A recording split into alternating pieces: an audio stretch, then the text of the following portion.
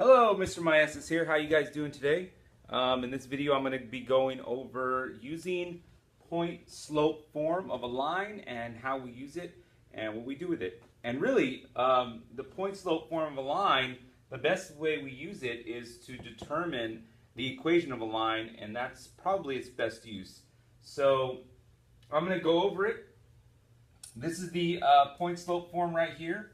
Y minus y1 equals m times x minus x1, and what that says is we're going to use a point x1 y1 and the slope m and plug in this formula, and then we'll have our equation of a line. So let's do this first one. Determine the equation of a line between the points 4, 3 and 2, 4.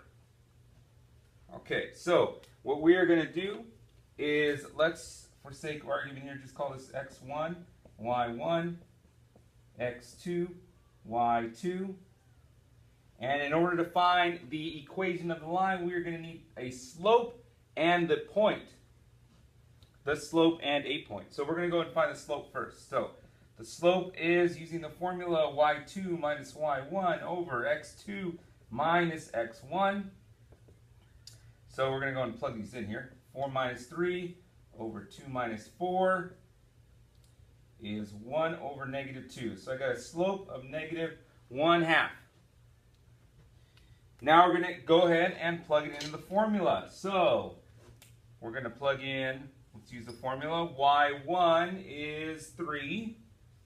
So y minus y1 equals m, negative 1/2, times x minus x1. X1's here, x1's here, 4.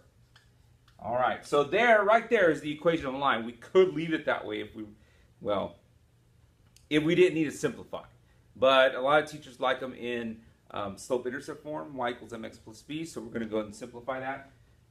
So I would distribute here. So we have y minus 3 equals negative 1/2 x plus 2. Subtract our 3 over, and we're going to have y equals negative 1/2 x, I'm sorry, add 3 over, let's add 3 over, plus 5. And this is in slope-intercept form, and now we have our equation of the line.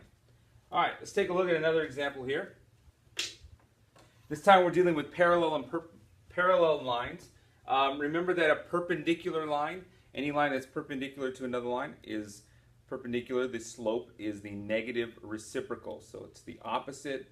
We're going to flip it over, but in this case we're just dealing with parallel.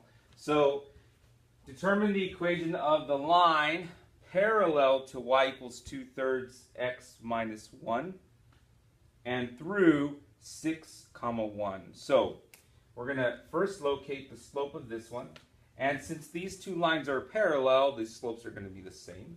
So let's label this x1, y1. So y minus y1 is 1 times the slope x minus x1. There we've got our equation, but let's go and simplify it into slope-intercept form. So y minus 1 equals 2/3 x. Distribute this. 2/3 times 6 is 4. And then add our 1. And we get 2/3 x plus 1 is 3. All right. So there are two examples of using the point-slope formula. Now, if you're taking Algebra 2, if you're taking Algebra 1, I would say this is the best formula to use to determine the equation of a line. And then, do all this work. Make sure you remember the parallel and perpendicular, how the slopes are equal, or how the slopes are related. If you're in Algebra 2, again, it's about the same thing. You're not going to do too much more than do these types of things. If you're dealing with Common Core type stuff, then you're definitely going to be using this type when you're dealing with looking at maybe a model, using it to find a representative model of data, or best fit line. If you're taking pre-calculus, this is going to come very, very handy when you're starting to deal with slopes and of tangent lines and secant lines and finding equations of those when you get to calculus. So this equation, this formula is used so often in so many math classes all the way up through calculus. I think it's one of the most important ones. All right? All right, thanks for joining me. 2 examples. Great job.